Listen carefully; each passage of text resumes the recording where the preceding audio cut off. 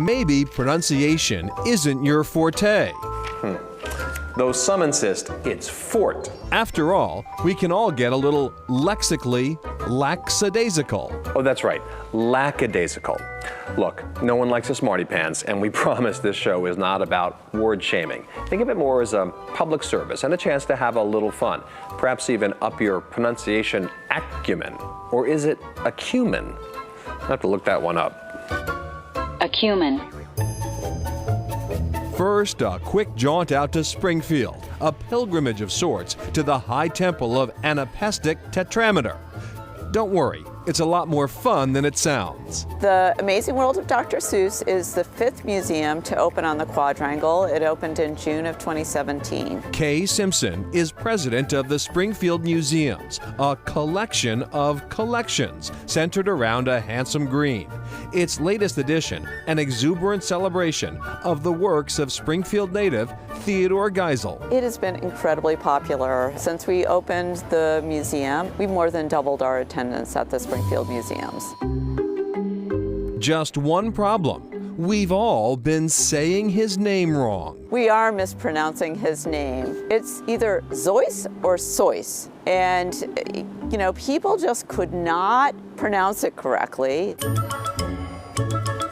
Theodore Seuss Geisel started using his middle name as a pseudonym when he was writing for the Dartmouth College student paper.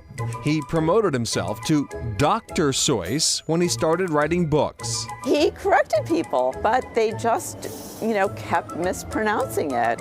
And I think a lot of people, you know, after the 100th time or the 150th time, you just say, okay, it is what it is. He just gave up, and he allowed them to call him Dr. Seuss. Turning now from children's books to fun and games and heartbreak. That horrifying moment, Mookie Wilson's ground ball rolled through Bill Buckner's legs and into lasting infamy. But to err is human, right? Actually, to err is to err.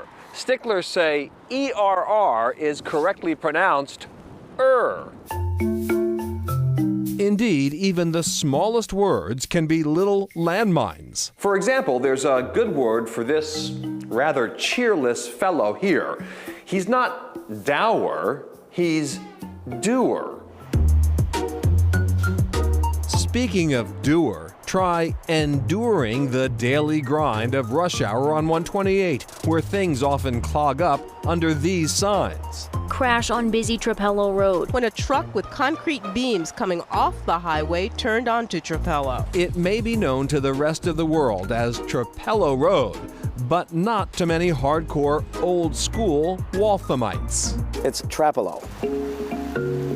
Wayne McCarthy of the Waltham Historical Society leads us down to Beaver Brook, where early settlers laid beaver traps below the falls. It's Trapello. Trap below. Traps below. You can start a bar fight in Waltham, depending on how you pronounce it. Marie Daly may not look like much of a brawler, but you might want to keep your Trapellos to yourself in her company. Appropriately, we meet at City Streets Restaurant.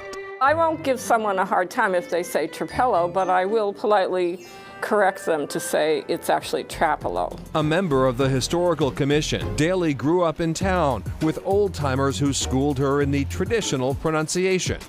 Its disappearance, sometimes blamed, like so much else, on the media. My ears grate every time I hear the traffic reporters say Route 128 at Trapello Road. Still, even sticklers can slip up. I actually have been known in a senior moment to say Trapello myself, yes. So usually I have to have a few drinks before that, I guess. It's also funny, and back to Dr. Seuss, I love that story. He finally just gave up on trying to correct people's mispronunciation of his name. Yeah, he sort of consoled himself by saying, you know, it's really not that bad. And he liked the fact that Dr. Seuss rhymed with Mother Goose. He thought that was kind of nice. By the way, the Seuss Museum has expanded quite a bit in the last year, so there's even more to do out there. All right. Next, True Confessions on the radio.